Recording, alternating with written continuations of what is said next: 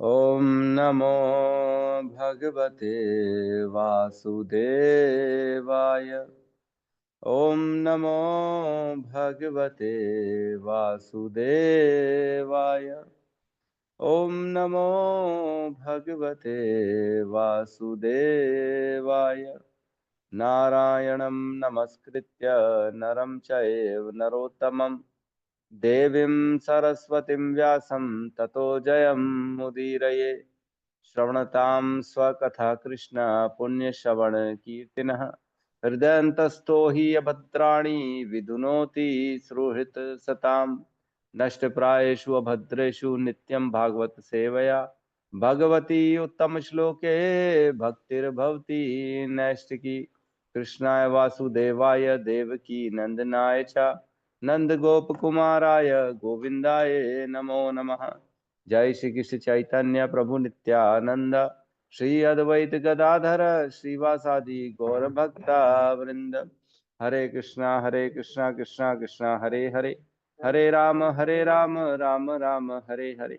हरे कृष्णा कृष्णा कृष्णा हरे हरे, हरे राम राम राम हरे हरे।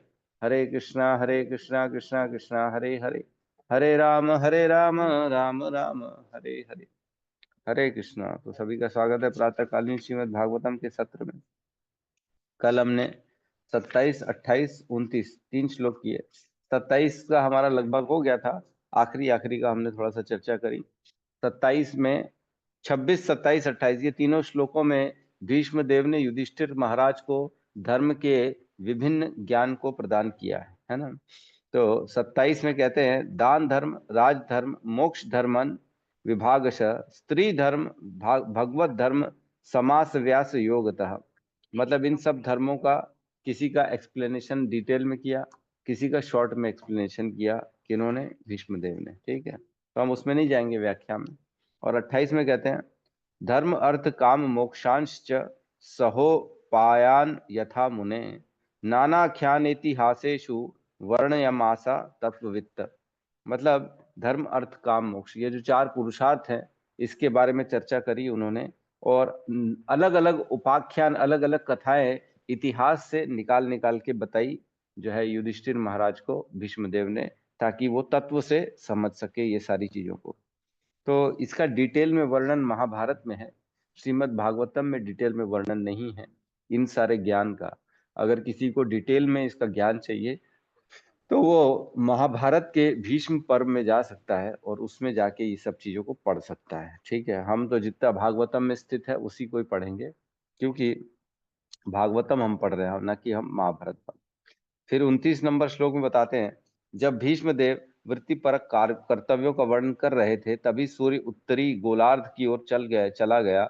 इच्छानुसार मृत्यु का वर्णन करने वाले योगी इस अवधि की कामना करते हैं। तो हमने कल 8वें अध्याय का चर्चा करी कि जो योगी जन होते हैं वो किस प्रकार इसका वेट करते हैं उत्तरायण का, और उस समय अपने शरीर को छोड़ते हैं। उनके ब्रह्मरंध्र, यहाँ से उनकी आत्मा निकलती है बाहर, और वो जिस भी प्लेनेट में जाना चाहते हैं, आध्यात्मिक जो भी ऊपर के प्लैनेट्स है, महरलोक, जनलोक, तपलोक और ब्रह्मलोक, इनमें से कहीं पे भी वो चले जाते हैं, वहां भक्ति करते हैं। फिर जब ब्रह्मा जी की पूरी काल अवधि खत्म हो जाती है तब वहां से फिर भगवान के भगवत धाम वैकुंठ लोक चले जाते हैं। तो हम 30 नंबर श्लोक में प्रवेश करेंगे। अब यहाँ से जो है भीष्म देव अब अपनी स्थिति बना रहे हैं कि मैं अब प्राण छोड़ने की स्थिति कर रहे हैं। वो अब भगवान की स्तुति करेंगे। तो भीष्म स्तुति जो है वो बहुत इंपॉर्टेंट है, हम उसको पढ़ेंगे। तो अब देखिए माहौल बन रहा है भीष्म स्तुति का। 30 नंबर श्लोक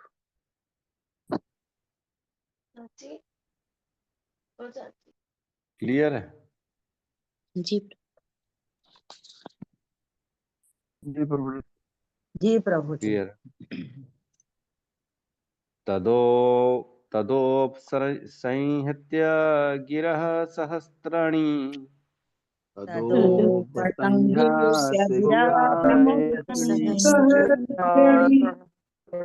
विमुक्त संगम मनः आदि पुरुषे।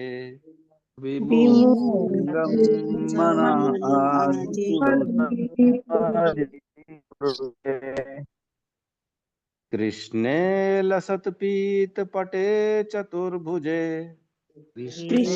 लसत्पीतपटे चतुर्भुजे चतुर्भुजे पुरस्थिते मिलितदृग्व्याधरयत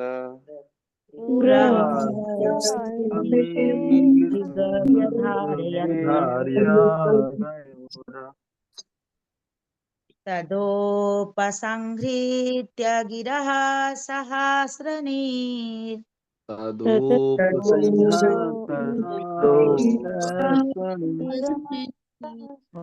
विमुक्तसङ्गं मन आदिपुरुषे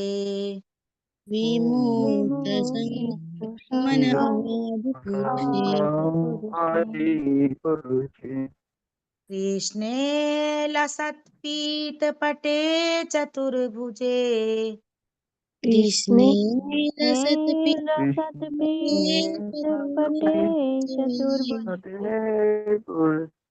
पुरः स्थिते मीलितदृग्व्यधारयत्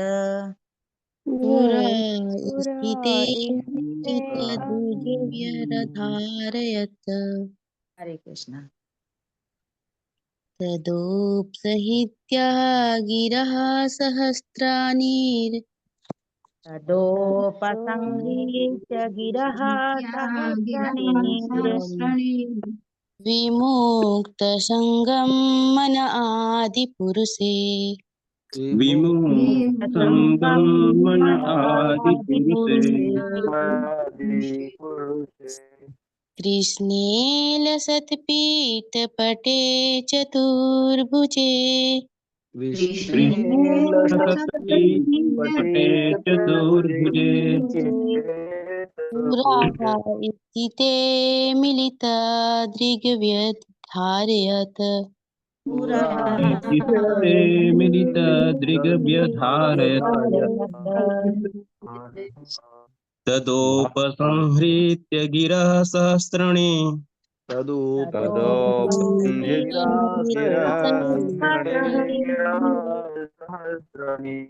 विमुक्तसङ्गं मन आदिपुरुषे आदिपुरुषे कृष्णे लसत्पीतपटे चतुर्भुजे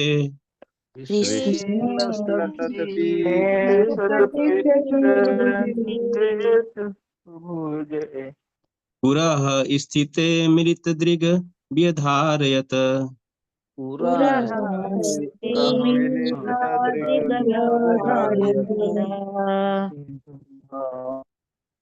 बहुत ही सुंदर श्लोक है ये। तदोपसंहृत्य गिरः सहस्रणी तदोपसंहृत्य गिरः सहस्राणि विमुक्तसङ्गं मनः आदिपुरुषे विमुक्तसङ्गं मन आदिपुरुषे कृष्णे लसत्पीतपटे चतुर्भुजे कृष्णे लसत्पीतपटे चतुर्भुजे पुरस्थिते मिलितदृग्व्यधारयत् पुरः स्थिते मिलितदृग्व्यधारयत् उपसंहेत गिरा सहस्रणी तदोपसंहृत्य गिरः सहस्राणि विमुक्त संगम मन आदि पुरुषे मुक्तसङ्गं मन आदिपुरुषे कृष्णे लसत्पि पटे चतुर्भुजे कृष्णे लसत्पीतपटे चतुर्भुजे पुरा स्थिते अमीलितिरज्ञ व्यधार्यत् पुरः स्थिते मिलितदृग्व्यधारयत् अनुवाद। तत्पश्चात वे व्यक्ति जो हजारों हाथों से युक्त विभिन्न विषयों पर बोलते थे तथा हजारों युद्धों में लड़ चुके थे और हजारों व्यक्तियों की रक्षा कर चुके थे, उन्होंने बोलना बंद कर दिया। उन्होंने समस्त बंधनों से पूर्ण रूप से मुक्त होकर अन्य सभी वस्तुओं से अपना मन हटाकर अपने खुले नेत्रों से उन आदि भगवान श्री कृष्ण पर केंद्रित किया, जो उनके समक्ष खड़े थे, जो 4 भुजाओं वाले थे और जगमग करते एवं चमचमाते हुए पीत वस्त्र धारण किए हुए थे। ओम अज्ञानतिमिरन्धस्य ज्ञानांजन शलाकया चक्षुरुन्मीलितं येन तस्मै श्री गुरुवे नमः। श्री चैतन्य मनोभीष्टं स्थापितं येन भूतले स्वयं रूपः कदा मह्यं ददाति स्वपदान्तिकम्। वन्देऽहं श्रीगुरु श्रीयुतपदकमलं श्रीगुरून् वैष्णवांश्च श्रीरूपं सागरजातं सहगण रघुनाथान्वितं तं सजीवं साद्वैतं सावधूतं परिजन सहितं कृष्ण चैतन्य देवं श्री राधा कृष्ण पादान् सहगण ललिता श्री विशाखान्वितांश्च। हे कृष्ण करुणा सिंधु दीन बंधु जगतपते गोपेश गोपिका कांता राधा कांत नमस्तुते। तप्त कांचन गौरांगी राधे वृंदावनेश्वरी वृषभानु सुते देवी प्रणमामि हरिप्रिय। वांछा कल्पतरुभ्यश्च कृपा सिंधुभ्य च पतितानां पावनेभ्यो वैष्णवेभ्यो नमो नमः। नमो विष्णुपादाय कृष्णपृष्ठाय भूतले श्रीमते भक्तिवेदांत स्वामी ती नामिने। नमस्ते सरस्वते देवे गौरवाणी प्रचारिणे निर्विशेष शून्यवादी पाश्चात्य देश तारिणे। जय श्री कृष्ण चैतन्य प्रभु नित्यानंद श्री अद्वैत गदाधर श्रीवासादि गौर भक्त वृंद। हरे कृष्णा कृष्णा कृष्णा हरे हरे, हरे राम राम राम हरे हरे। हरे कृष्णा। बहुत ही सुंदर व्याख्या चल रही है इस श्लोक में। भीष्म देव जो हैं, जिस अभी सब धर्म के बारे में वे युधिष्ठिर को ज्ञान दिया, अब क्या कर रहे हैं वो? तदोप संहृत्य गिरह सहस्त्राणी। तदोप तदा उपसंहृत्य, अब जो है ना उपसंहृत्य मतलब अब वापस खींच लिया। अब उस समय अब जो है उन्होंने क्या किया? वापस खींच लिया। किसको खींच लिया? अपने मन को। कहां से खींच लिया? जो अनेक अनेक धर्मों की व्याख्या कर रहे थे युधिष्ठिर के सामने, दान धर्म, स्त्री धर्म, है ना, और राजधर्म इत्यादि इत्यादि 4 पुरुषार्थ के बारे में बताया और अन्य अन्य चीजों के बारे में उनको ज्ञान दिया। अब क्या कर रहे हैं वो? अपनी सारी जगह से अपने मन को खींच रहे हैं। अब किसी जगह उनको मन लगाना नहीं है। तदोप संहृत्य गिरह सहस्त्राणी। गिरह मीन्स अपनी वाणी को अब जो है ना केवल और केवल कृष्ण में लगाएंगे। अब वाणी से इधर उधर की जो वार्ता कर रहे थे अब वो नहीं करेंगे। सहस्त्राणी, सहस्त्राणी क्या बता रहे हैं यहाँ पे भीष्म देव को? सहस्त्राणी मीन्स वो व्यक्ति जो हजारों हजारों युद्ध में लड़ चुके हैं, है ना, हजारों हजारों योद्धाओं से लड़ चुके हैं। सहस्त्राणी।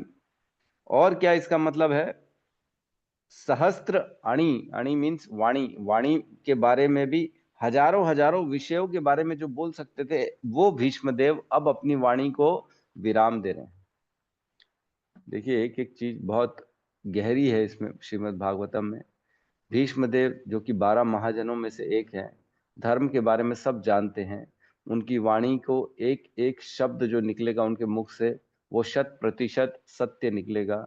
और अनेक अनेक देवता ऋषि, महान ऋषि लोग आए हुए हैं सुनने के लिए, तो वो ऐसा कुछ भी गलत नहीं बोल सकते। इसलिए अब जो उन्होंने बोला, उन्होंने अपनी वाणी को वहां से खींचा। सहस्त्राणी जो उनकी वाणी है, चाहे हजारों हजारों युद्धों में लड़े हैं, चाहे चाहे हजारों हजारों योद्धाओं से जो लड़े हैं, सहस्त्राणी के 3-3 मतलब निकलते हैं यहाँ पे, है ना। विमुक्त संगम मनः आदि पुरुषे। विमुक्त संगम, अब क्या किया? अन्य समस्त अपने जहां पे ध्यान था उनका, जहां पे भी मन था उनका, उनकी जो जहां पे मति जा रही थी विभिन्न विभिन्न चीजों पे, वहां से अब विमुक्त हो रहे हैं वो। विमुक्त संगम मनः आदि पुरुषे। अब मन को कहाँ डाल रहे हैं वो? आदि पुरुष भगवान श्री कृष्ण में अपने मन को अब पूर्ण रूप से नियोजित करेंगे। और क्या करें? कृष्णे लसत पीठ पते चतुर्भुजे। अब कृष्ण के रूप का वर्णन हो रहा है कि कहाँ अब मन को लगाएंगे, कहाँ अपनी वाणी को लगाएंगे? अन्य पूरे संसारिक बातों से, संसारिक अटैचमेंट से, संसारिक जो कर्तव्य हैं उन सब से अपनी वाणी और मन को निकालेंगे और कहाँ डालेंगे? कृष्णे लसत पीठ पते चतुर्भुजे। जो चतुर्भुज है, जो भगवान कृष्ण के हम जानते हैं, अनेक अनेक सहस्त्र हाथ होते हैं उनके, चतुर्भुज होते हैं उनके, चतुर्भुज भी उन्हीं का रूप है। तो चतुर्भुजे लसत पीठ पते। तो लसत पीठ पते मीन्स लुक्स ऑफ कृष्णा पीतांबर से जो सुशोभित है। हमेशा हम जानते हैं कृष्ण पीतांबर पीते येलो कलर के वस्त्र धारण करते हैं। तो लसत पीत पटे चतुर्भुजे, ऐसे कृष्ण में वो अपने मन को नियोजित कर रहे हैं। पुरः स्थिते अमलित दृग व्यधारयतः। पुरः स्थिते मीन्स जो उनके सामने खड़े हैं, पुरः स्थिते जो स्वयं उनके सामने खड़े हुए हैं, उन पे अमलित दृक, अमलित दृक मीन्स खुले हुए नेत्रों से, मिलित मीन्स बंद और खुले, अमिलित मीन्स एक टक, मतलब बिना पलक झपकाए, मात्र एकदम बह जाते हैं ना जिसके यादों में, जिसके ध्यान में देख के पागल हो जाते हैं। अमिलित दृक, ऐसी दृष्टि जो अचूक हो, एक टक हो, ऐसी दृष्टि से विधार रहता है, अपने आप को स्थिर कर लिया। देखो भीष्म पितामह की ये स्थिति हमको सिखाती है कि व्यक्ति को कैसे एकाग्रचित होके भगवान में अपना ध्यान लगाना चाहिए। उनको तो आशीर्वाद था कि जब इच्छा मृत्यु होगी तभी उनकी मृत्यु होगी। तो उन्होंने अब जाना कि अब मेरे प्राण मेरे को छोड़ने हैं, क्योंकि क्या है, उत्तरायण भी आ चुका है।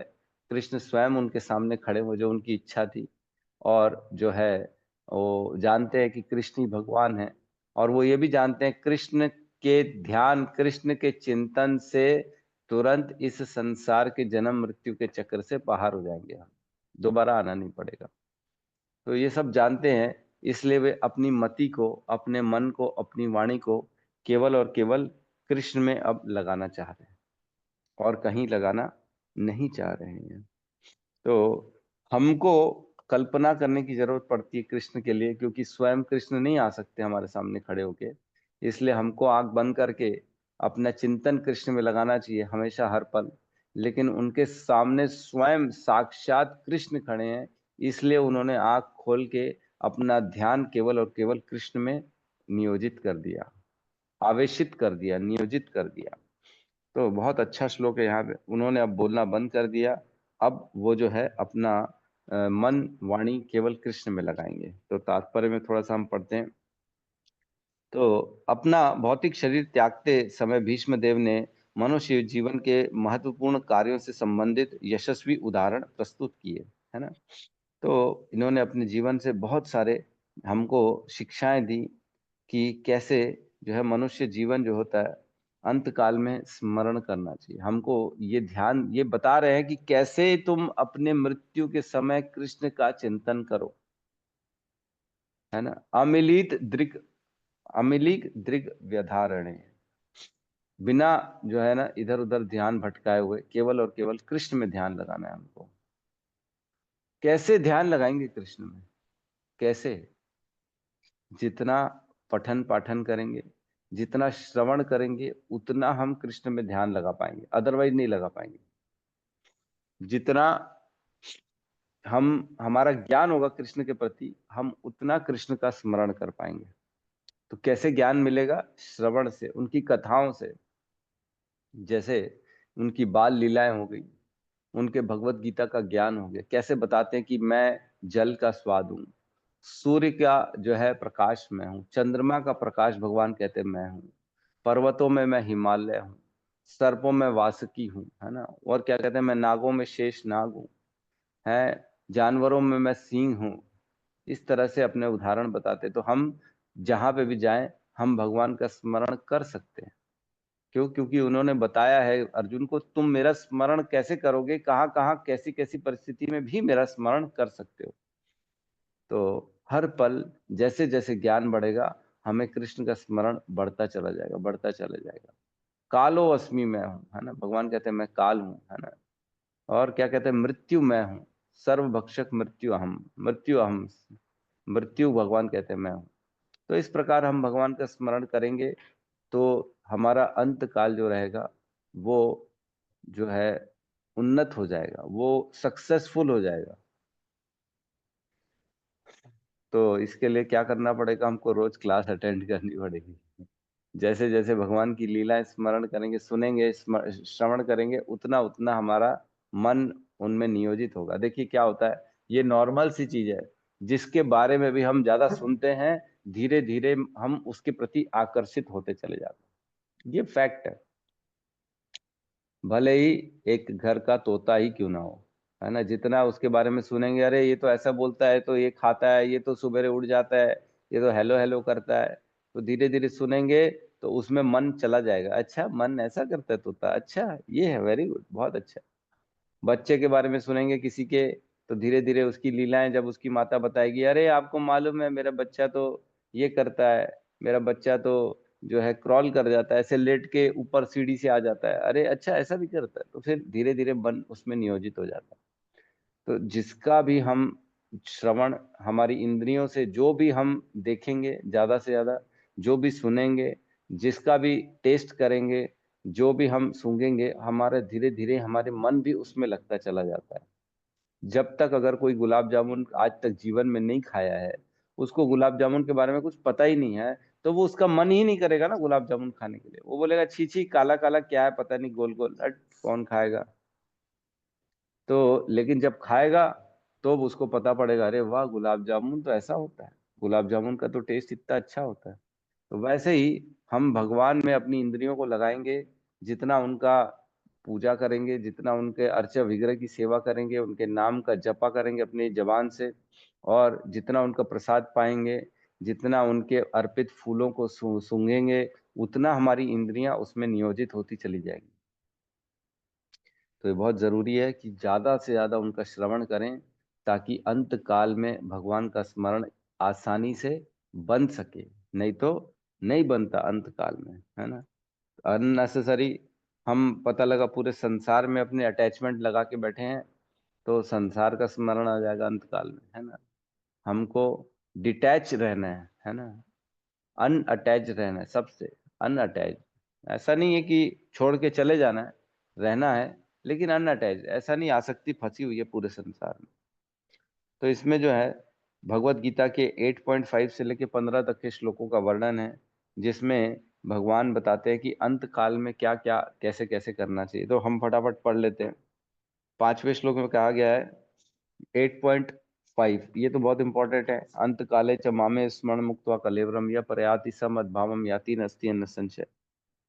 और मृत्यु के समय जो केवल मेरा स्मरण करते हुए शरीर का त्याग करता है, वह तुरंत मेरे स्वभाव को प्राप्त करता है, इसमें अंश मात्र भी संदेह नहीं है ना। तो संदेह नहीं है, भगवान का स्मरण करेंगे तो भगवान के धाम में जाएंगे। और कह रहे हैं, शरीर त्यागते समय मनुष्य जिस जिस भाव का स्मरण करता है, वह उस भाव को निश्चित रूप से प्राप्त होता है। जो याद करेंगे अंत काल में, वही शरीर अगला प्राप्त हो जाएगा। बहुत इंपॉर्टेंट है ये चीज, इसलिए भीष्म देव हमको सिखा रहे हैं, अब किसी का ध्यान नहीं करना है, केवल कृष्ण का चिंतन करना है, ठीक है। और उसके बाद कहते हैं 7वें में, हे अर्जुन, तुम्हें सदैव कृष्ण के रूप में मेरा चिंतन करना चाहिए, और साथ ही युद्ध करने के कर्तव्यों को भी पूरा करना चाहिए। अपने कर्मों को मुझे समर्पित करके तथा अपने मन एवं बुद्धि को मुझ में स्थिर करके तुम निश्चित रूप से मुझे प्राप्त करोगे। तो किसी भी कर्तव्य को करते करते हमारे एसेंशियल पार्ट है कि कृष्ण का स्मरण होना चाहिए। संसार में रहें तो भी कृष्ण का स्मरण करें, और भक्ति भाव में रहें तो भी कृष्ण का स्मरण करें। देखो, मरना तो सबको है ना, मरना सबको है। प्रश्न ये उठता है कि मरना किसके लिए है ना। जीना संसार में है, मरना संसार में है, कर्तव्य काम करना संसार में है, ये सबको करना है। लेकिन प्रश्न बहुत इंपॉर्टेंट प्रश्न ये बनता है, क्या केवल संसार के लिए ही जीना है? क्या केवल संसार के लिए ही मरना है? क्या केवल संसार के लिए ही कर्म करना है? ये हमारे पास प्रश्नों का उत्तर जानना बहुत ज्यादा जरूरी है। कि संसार के लिए करते रहेंगे तो हमारी आने वाली योनियां पूरी खराब हो जाएंगी। हमें आसक्ति कृष्ण पे डालनी है, कृष्ण का स्मरण करते हुए संसार में रहना है, कृष्ण का स्मरण करते हुए संसार से जाना है, कृष्ण का स्मरण करते हुए संसार में सारे कार्यों को करना है। मनाई किसी चीज के लिए कि नहीं है कि मत करो, करो, लेकिन स्मरण क्या करो? कृष्ण का करो। भगवान ने भगवत गीता में बताया कि इवन तुम अगर किसी का मर्डर भी करते हो और मेरा स्मरण करते हुए करते हो, तो तुम उस मर्डर से भी मुक्त हो। यस्य न अहं कृते भावो बुद्धि यस्य न लिप्यते हत्वाम अपि इमाम लोका न हंति न निबध्यते। अगर उसकी बुद्धि अहंकार रहित है, उसकी बुद्धि मुझ में लिप्त है, तो वो अगर किसी की हत्या भी कर देता है तो भी हत्या के पाप में वो नहीं बंधता। सोचो, इतनी बड़ी छूट मिली हुई है, तो हम क्यों अननेसेसरी संसारी वार्ताओं में और उसमें अपने स्मरण को डालें। हमको कृष्ण में स्मरण डालना है, ताकि हम सारे पापों से, कर्म बंधन से मुक्त रहें और अंत काल में शुद्ध तरीके से कृष्ण के पास जा सके, उनके धाम में जा सके। ये हमारी स्थिति होनी चाहिए। आगे कहते हैं, जो व्यक्ति अपने मन को मेरे स्मरण करने में निरंतर लगाए रखकर अविचलित भाव से पूर्ण पुरुषोत्तम का ध्यान करता है, वह अवश्य मेरे पास पहुंचता है। ठीक है। और आगे कहते हैं, किस रूप में मेरा स्मरण करना चाहिए। 9वें श्लोक में कह रहे हैं, मनुष्य को चाहिए कि परम पुरुष का ध्यान सर्वज्ञ, पुरातन, नियंता, लघुतम से लघुतर, सबके पालक, सब समस्त भौतिक बुद्धि से परे, अचिंत्य तथा नित्य पुरुष के रूप में करे। वे सूर्य के समान तेजस्वी हैं और दिव्य होने के कारण इस भौतिक प्रकृति से परे हैं। तो ये सब हमने श्लोक को पढ़े हुए हैं। अगर किसी को फिर से पढ़ना हो तो हमारी पुरानी रिकॉर्डिंग यूट्यूब में ऑलरेडी है, जो उसमें आप पढ़ सकते हैं। महेश नचरानी के नाम से डालेंगे तो आपको पूरे 400 वीडियो दिख जाएंगे यूट्यूब में, उसमें आप चाहें तो ये पढ़ सकते हैं।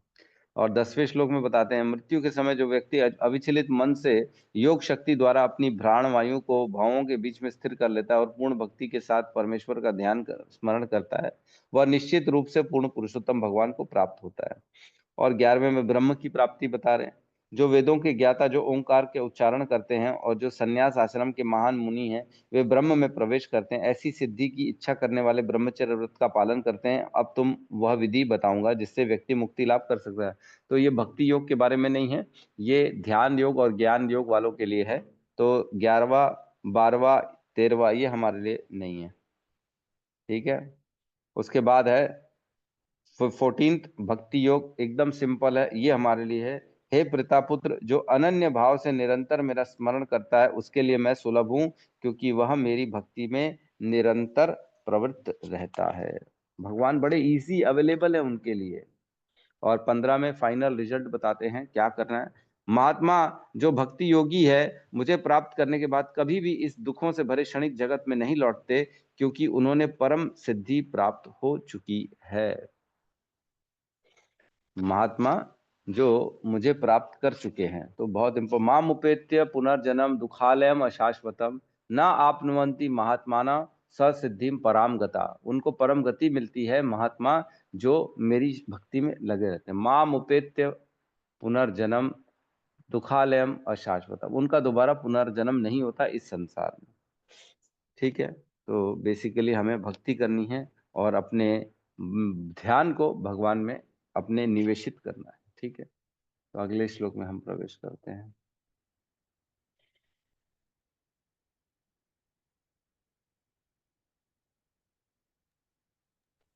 तो यहाँ इसका मतलब ये नहीं है केवल मृत्यु के समय ध्यान को डालना है ना, हर समय डालना है, नहीं तो मृत्यु के समय भी नहीं जाएगा। ये चर्चा है। बेसिकली ये समझना है कि हर समय डालेंगे तभी मृत्यु के समय भगवान का स्मरण होगा, अन्यथा नहीं हो पाएगा, आदत ही नहीं रहेगी, है ना। तो साइड में है श्लोक, साइड में है। हाँ।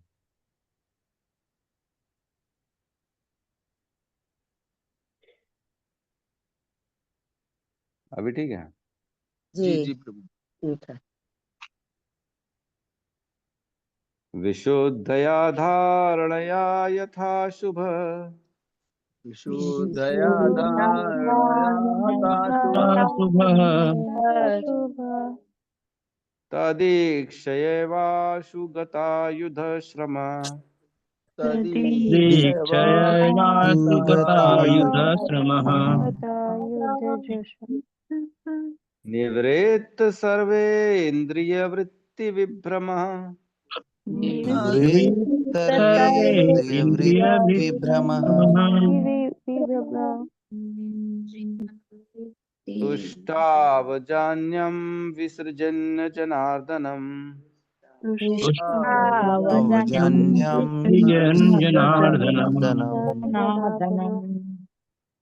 विशुद्धया धारणया हताशुभः विशुद्धया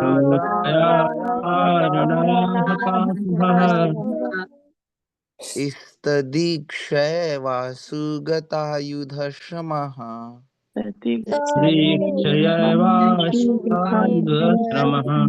सुगतायुधश्रमा निवृत्त सर्वेन्द्रियवृत्तिविभ्रम विभ्रमा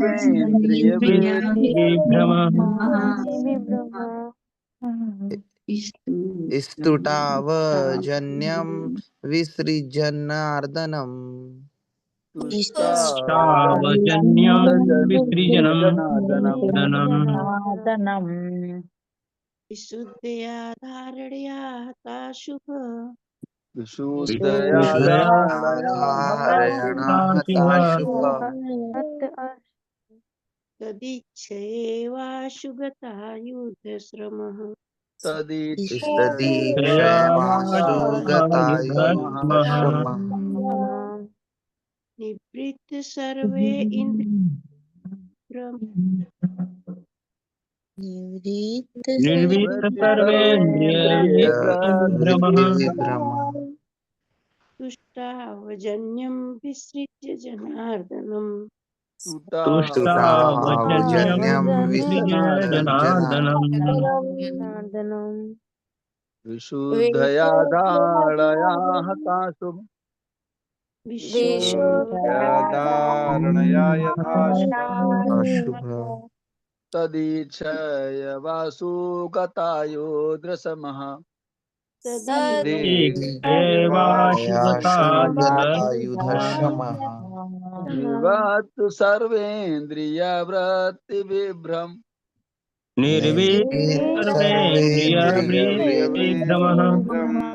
तावजन्यं वृषजन्य जनार्दनम्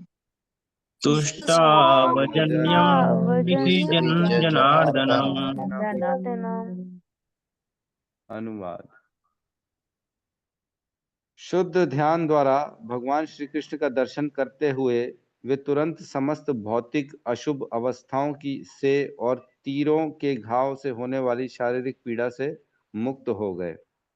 इस प्रकार उनकी समस्त इंद्रियों के बाह्य कार्यकलाप रुक गए और उन्होंने शरीर को त्यागने हेतु समस्त जीवों के नियंता का दिव्य भाव से स्तुति की। अब यहाँ पे बता रहे हैं उनके स्थिति, उनके अंदर की स्थिति, भीष्म देव के अंदर क्या चल रहा है अभी, है ना। वो किस प्रकार से पीड़ा सह रहे हैं, किस प्रकार से अपना चिंतन कर रहे हैं और किस प्रकार से वो अपनी इंद्रियों, मन और बुद्धि को केवल भगवान में निवेशित कर रहे हैं और उसका असर क्या हो रहा है, ये सब बता रहे हैं। ये तो केवल वही बता सकता है जो सोचता है। कोई और बता सकता है कि सामने वाला क्या सोच रहा है? कोई नहीं बता सकता। लेकिन व्यासदेव ने व्यासदेव ने भीष्म देव की इवन विचारों को भी प्रकट कर दिया कि उनके शरीर के अंदर की स्थिति क्या है। आज बुक लिखने वाले जो होते हैं ना, वो कोई ये नहीं लिख सकता कि सामने वाला क्या सोच रहा है, उसकी स्थिति क्या है, उसकी पीड़ा कितनी है, उसने कहाँ के बारे में सोचना बंद कर दिया, अब कहाँ के बारे में सोचना चालू कर दिया। मनोस्थिति कौन बता सकता है किसी की? कोई नहीं बता सकता। लेकिन व्यासदेव यहाँ पे लिख रहे हैं। मानना पड़ेगा हमको कि कितना भागवतम उच्च स्तरीय जो है, ये जो ग्रंथ है कितना उच्च, कितना बड़ा ग्रंथ है। इवन भगवान में किस प्रकार नियोजित करने से हम पीड़ाओं से दूर हो जाते, ये तक लिखा हुआ। विशुद्धया धारणया हताशुभ, है ना। विशुद्धया, विशुद्ध, अब अपने ध्यान को सारी जगह से उन्होंने हटा के शुद्ध रूप से केवल भगवान में डालना शुरू किया। तो उससे क्या हुआ? मन का भगवान में केंद्रित करना। धारणया मीन्स कैसे भगवान में अपने ध्यान को नियोजित करना है। हताशुभ, भौतिक अस्तित्व के अशुभ गुणों से जिसने कम कर दिया है। तो अपने फालतू की जगह से अपने ध्यान को हटा के केवल कृष्ण में, हताशुभ, वहां से नियोजित कर रहे हैं। और क्या लिखा है? तदी दीक्षये वाशु गतायुध श्रमः। तद, उनका जो है भगवान के देखने मात्र से, दीक्षयेव वाशु मतलब केवल उन्होंने जब भगवान में अपनी दृष्टि को केंद्रित किया, ध्यान को केंद्रित किया, तब ऐसे करने से गतायुध श्रमः, जो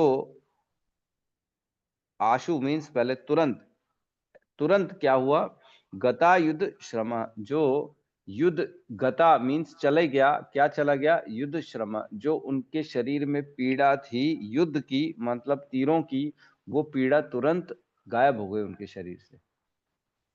सोचो, कृष्ण में मात्र ध्यान केंद्रित करने से शारीरिक कष्टों से, दुखों से मुक्ति हो गई उनकी तत्क्षण, उसी समय, उसी समय। ये बता रहे हैं हमको व्यासदेव। और क्या बता रहे हैं, निवृत्त सर्वेंद्रिय वृत्ति विभ्रम, मतलब उन्होंने क्या किया, निवृत्त मीन्स हटा दिया अपने, निर्वृत्त सर्वेंद्रिय, अपनी समस्त इंद्रियों की जो वृत्ति परक कार्यकलाप थे उनको रोक दिया उन्होंने, तत्क्षण उन्होंने सारा काल रोक दिया। और विभ्रम, अब जो है ना, वो अपने केवल और केवल कृष्ण में लिप्त हो रहे हैं, कृष्ण में अपनी इंद्रियों को लगा रहे हैं। तुष्टाव जान्या विसर्जन्य जनार्दन, और उन्होंने प्रार्थना की, अब वो शरीर त्यागने के पूर्व अब भगवान की स्तुति कर रहे हैं। किसकी, जनार्दन की स्तुति कर रहे हैं। कौन जनार्दन, जो पूरी जनता का पालन करते हैं, जनार्दन, जो जन सामान्य का पूरा देख रेख करते हैं, वो होते हैं जनार्दन।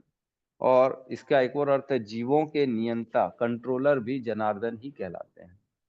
और क्या कहलाते हैं, जनार्दन मीन्स अपने जीवों को जो रक्षा प्रदान करते हैं, वो होते हैं जनार्दन। तो हम सब कौन है, उनके बालक हैं, उनके बच्चे हैं, उनके अंश हैं। तो हमारी रक्षा कौन करता है, कृष्ण रक्षा करते हैं, इसलिए उनका नाम है जनार्दन। तो यहाँ पे कह रहे हैं कि उन्होंने अपने देखना, देखना स्टार्ट किया, केवल देखने मात्र से उनके जीवन की, उनके शरीर की सारी पीड़ा, सारा कष्ट, जो तीरों से घाव बने हुए ना, पूरे शरीर में तीर ही तीर लगे हुए थे, इन कष्टों से मुक्ति हो गई केवल कृष्ण को देखने मात्र से।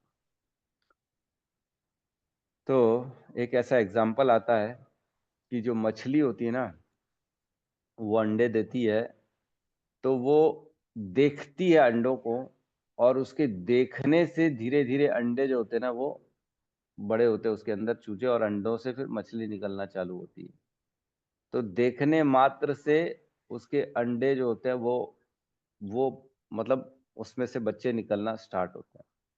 और इसी प्रकार कहते हैं, शायद मेंढक है जो चिंतन करता है, वो सोचता है अपने अंडों के बारे में, तब उसके अंडों से बच्चे निकलना चालू होते हैं।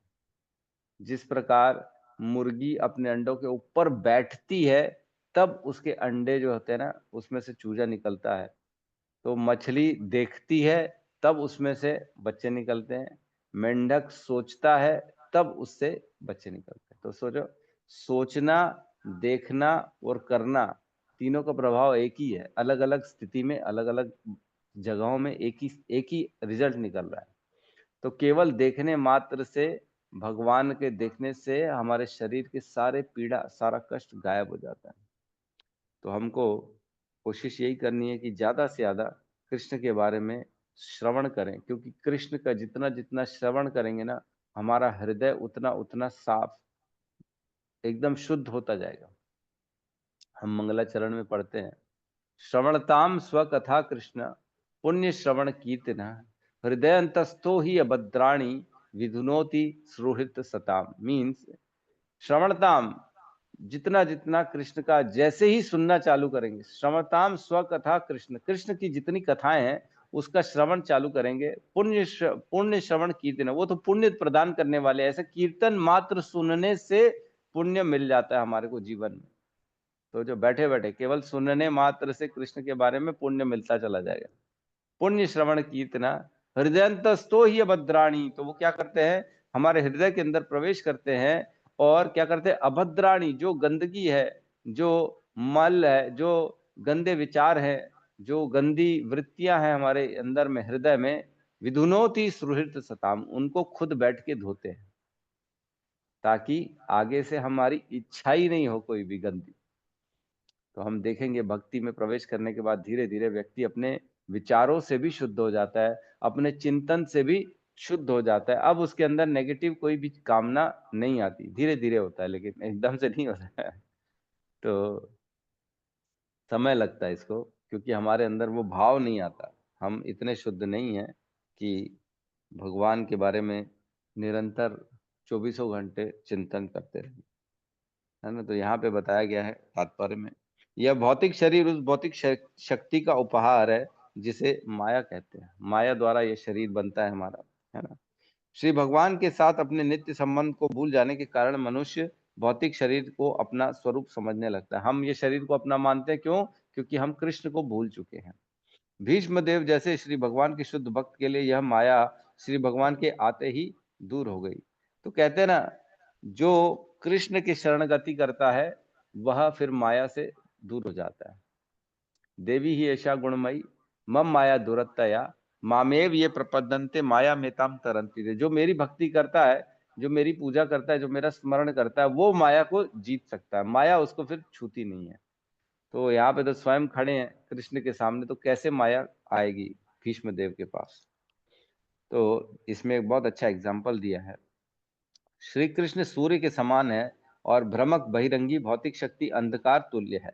सूर्य की उपस्थिति में यह संभव नहीं है कि अंधकार टिक सके। अतः भगवान श्री कृष्ण का आगमन होते ही संपूर्ण भौतिक कल्मश पूर्ण रूप से दूर हो गया और भीष्म देव पदार्थ के साथ अशुद्ध इंद्रियों के कार्यों को रोककर दिव्य पद को प्राप्त करने में समर्थ हो सके। बहुत इंपॉर्टेंट है कि कृष्ण सूर्य समान, यहाँ कृष्ण सूर्य सम माया है अंधकार, यहाँ कृष्ण तहाँ नहीं मायर अधिकार। जहाँ सूर्य होता है वहां अंधकार हो सकता है क्या? नहीं हो सकता। तो वैसे ही जहाँ कृष्ण है वहां माया नहीं रहती, इसलिए जो कृष्ण की भक्ति में लगता है वो माया से दूर हो जाता है। लेकिन जैसे ही कृष्ण की भक्ति छूटेगी, माया धर के पकड़ लेगी माया छोड़ेगी नहीं फिर। तो हमें क्या करना है? रोज श्रवण करना है, रोज क्लास में, एवरीडे। ये हमारा रिचार्ज है। अगर इसको छोड़ देंगे तो फिर धीरे धीरे माया में फिर लग जाएंगे धीरे धीरे। वो तो प्रैक्टिकली देख ही सकते हैं, लोगों ने जिन्होंने श्रवण बंद कर दिया वो धीरे धीरे माया में फंसते हैं फिर। तो बहुत जरूरी है कि हम रोज भगवान का चिंतन करें, नाम जप करें और उनके बारे में कथा सुने, ताकि हमारा स्मरण बना रहे, ताकि हम अपने अंत काल के लिए तैयार कर सके अपने आप को। मृत्यु शैया में एक दिन हमको भी जाना है ना। जैसे भीष्मदेव एक मृत्यु शैया में बैठे हैं, हमारी भी एक दिन मृत्यु शैया होगी। उस दिन की तैयारी कर रहे हैं हम आज की ये सब क्लास अटेंड करना, श्रीमद् भागवतम पढ़ना, सुनना, ये क्यों? ताकि हमारी भी मृत्यु के समय भगवान का स्मरण बन सके। क्यों? क्योंकि अंत काल में पूरे जीवन का वीडियो चल जाता है हमारी आंखों के सामने। कुछ ही सेकंड में पूरा जीवन जो हमने किया ना सब दिख जाता है। फिर क्या होता है, उनमें से जो भी पल हमको अच्छे लगते हैं ना, उन पलों को हम पकड़ लेते हैं। क्या होता है, जैसे पूरा जीवन की पिक्चर हमारे सामने आई, अंत काल में मृत्यु के समय में तो कुछ कुछ चीजें जो बचपन की, जवानी की, जो हमको बहुत अच्छी लगती है ना, हम उनको उन पलों को पकड़ लेते हैं। फिर हमारा चिंतन उसमें चला जाता है और इसके कारण हमारी गति अधोगति हो जाती है। तो जो पूरा जीवन भर भगवान कृष्ण का स्मरण करेगा, उनका चिंतन करेगा, भागवतम की कक्षा में रोज आएगा, तो क्या होगा, अंत काल में पूरी भागवतम की कक्षा चलेगी, है पूरी कक्षा चलेगी। तो हमको भी फिर ये स्मरण बनेगा कि अंत काल में किसका स्मरण करना है। तो हम भी भगवत गीता भागवतम की कक्षा को उस समय स्मरण करेंगे, तो धीरे से हमारी गति भी फिर भगवान के स्मरण में होने के कारण अच्छी हो जाएगी। ये हमारा टारगेट है। ठीक है, तो किसी का कोई प्रश्न है तो हम ले सकते हैं यहाँ पे।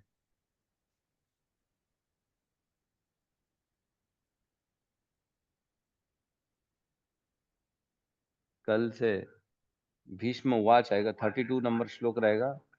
10 श्लोकों में 32 से 42 11 श्लोकों में भीष्म की स्तुति है, किस प्रकार भगवान की स्तुति कर रहे हैं भीष्म पितामह। तो बहुत इंपॉर्टेंट है। जैसे हमने कुंती स्तुति पढ़ी थी, अब भीष्म स्तुति पढ़ेंगे कल से 11 श्लोकों में। तो अच्छे से पढ़ेंगे, 2 श्लोक या एक श्लोक को रोज लेंगे और गहराई में चर्चा करेंगे, ताकि देखें कि भीष्म पितामह अंत काल प्राण छोड़ते समय क्या भगवान के ध्यान कर रहे, चिंतन कर रहे हैं, किस प्रकार भगवान की स्तुति कर रहे हैं। हरे कृष्ण प्रभु जी। धन्यवाद। यस। प्रभु जी माता। चैंटिंग करते वक्त मतलब भगवान की लीला को याद करनी चाहिए। देखो ऐसा नहीं है, नाम गुण रूप लीला ऐसा होता है, धीरे धीरे खुद ब खुद होता है। पहले नाम में ध्यान जाएगा, फिर धीरे धीरे रूप में चला जाएगा, है ना, खुद ब खुद होगा। आप जैसे जैसे चैंटिंग करोगे ना, तो भगवान के रूप का दृश्य सामने आएगा। भगवान कैसे, है ना, श्याम वर्ण के, उनके केश कितने घुंघरालू हैं, कितने स्लिम हैं, कितने ट्रिम हैं, कितने सुंदर हैं, ये रूप आएगा। नाम गुण रूप, नाम नहीं, नाम रूप गुण, फिर उनके गुणों का वर्णन आएगा। कैसे पूरी भगवान ने पूरे जो है ना शक्तिशाली हैं, गिरिराज गोवर्धन को उठा दिया, कैसे जो है ना पूरा महाभारत का युद्ध कराया, कैसे सुदर्शन चक्र है उनके पास में, उनके गुण, अलग अलग गुण का वर्णन होगा। नाम रूप गुण, फिर लीला, अंत में लीला खुद ब खुद स्मरण आती है। तो आपको नाम में अपने आप को केंद्रित करना है, और ये प्रक्रिया खुद ब खुद धीरे धीरे होती है। एडवांस लेवल जैसे बढ़ता है ना, तो व्यक्ति का नाम रूप गुण लीला, ये प्रवेश धीरे धीरे खुद ब खुद प्रवेश हो जाते हैं, हम करने की जरूरत नहीं है। जी प्रभु, थैंक यू। हमें चाहिए कि भगवान के नाम को सुने अच्छे से। जो हम चैंटिंग कर रहे हैं, मुख से बोलना है और कानों से सुनना जरूरी है। ये काम बस हमको करना है, और कुछ ना सुने और कहीं ध्यान ना दें, केवल जो हम बोल रहे हैं उसको सुनने में ध्यान लगा के रखें अपना। तो धीरे धीरे ये सारी चीजें जब शुद्ध हो जाएंगी, भगवान खुद हमारे विदुनोति सुहृत सताम, हमारे हृदय में प्रवेश करके सब कलमश को धोएंगे, तो अपने आप को धीरे धीरे प्रकट करेंगे। हम नाम इसलिए करते हैं, चैंटिंग इसलिए करते हैं, ताकि कृष्ण की प्रेम की प्राप्ति हो। प्रेम की प्राप्ति कैसे होती है? जैसे माँ को अपने बच्चों में प्रेम नहीं होता, वैसे धीरे धीरे हमारा प्रेम बढ़ जाएगा, हर पल उनका स्मरण आ जाएगा, हर चीज में उनका गुण रूप लीला सारी चीज स्फुरित हो जाएगी हमारे हृदय में ऑटोमेटिकली। तो कोशिश सब करें, 16 माला रोज करें। हमारे जो है शील प्रभुपाद का आदेश है कि 16 माला करना है, मिनिमम है ये, मिनिमम 16 राउंड ऑफ चैंटिंग, तभी भगवान की प्राप्ति हो पाएगी, नहीं तो नहीं हो पाएगी। क्योंकि इतना कलमश भरा पूरा हुआ इस कलयुग के संसार में, हम इससे बचना हमारे लिए नामुमकिन है। मात्र 1 घंटा सुनते हैं, उससे ले दे के थोड़ी सी शक्ति मिलती है, जिससे हम अपने आप को भगवान में और डाल सकते हैं, नियोजित कर सकते हैं। लेकिन माया बहुत खतरनाक है, माया पकड़ लेगी तो गिरा देगी। इवन एडवांस लेवल में भी, भक्ति करने के बाद भी, बहुत आगे आगे पहुंचने के बाद भी माया पतन करा देती है। हम जानते हैं, इवन ब्रह्मचारी हो, चाहे सन्यासी ही क्यों ना हो, ऐसे व्यक्ति को भी माया खींच लेती है नीचे। बहुत बहुत खतरनाक है माया, कब पकड़ लेगी किसको पता नहीं पड़ेगा। तो अपने आप को ऐसा नहीं सोचा, अब मैं तो पूरी रूप से शुद्ध हूँ, मैं तो प्रोटेक्टेड हूँ, मैं तो रोज क्लास करता हूँ, मैं तो पालन करता हूँ। नहीं नहीं नहीं नहीं, अपने आप को हमेशा भगवान के चरणों में रखें। नहीं भाई, भगवान आप बस कृपा करो, तो मैं माया से दूर रहूंगा। एक बार प्रभु शील जी प्रभुपाद से एक बार एक बार शील प्रभुपाद से किसी ने पूछा, प्रभुपाद क्या आपको माया छू भी नहीं सकती? तो प्रभुपाद ने कहा, नहीं, मुझे छू भी नहीं सकती माया। तो जैसे ही प्रवचन हुआ, उसके बाद तुरंत भगवान के पास शील प्रभुपाद गए और हाथ जोड़ के प्रार्थना करने लगे। तब किसी ने पूछा, प्रभुपाद आप क्या प्रार्थना कर रहे हो? तो प्रभुपाद ने कहा, मैं ये प्रार्थना कर रहा हूँ, हे भगवान, मेरे को माया से बचा के रखना है। ये माया बहुत खतरनाक है, कभी भी किसी का पतन कर देगी, मेरे को बचा के रखना। तो कहने का मतलब ये है, प्रभुपाद हर पल भगवान के सामने नतमस्तक रहते थे कि हे भगवान, मेरे को आप अपनी सुरक्षा रखना, मेरे पे माया का प्रकोप ना आने पाए। यस, क्या कह रही माता जी? प्रभु जी वही अहंकार के लिए भी रोज प्रार्थना करना पड़ेगा, वही माया की समथिंग। हाँ, ये सब तो अहंकार, मोह, क्रोध, लोभ, ये सब जो है ना माया के ही जो है काम है। माया इन्हीं के थ्रू हमारे जीवन में आती है और हमको भटकाने का काम कर देती है। तो इनसे बचना चाहिए। अहंकार किस बात का करें, यही सोचना चाहिए मेरा है ही क्या जो मैं अहंकार करूं, है ना। मैं किस लायक हूं? मैं तो कोई काम के लायक हूं ही नहीं। ये तो भगवान ने फिर भी मेरे को इतना दे दिया जिसके मैं लायक नहीं हूँ, फिर भी भगवान का बहुत बहुत धन्यवाद। तो अहंकार होगा ही नहीं फिर।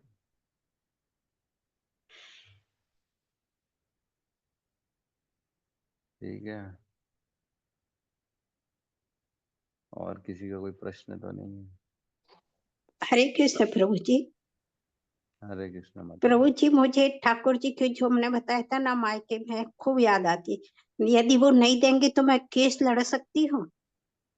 नहीं, मैं तो खुद 1 रुपया भी नहीं ली हूँ उनसे, अपने माता पिता का।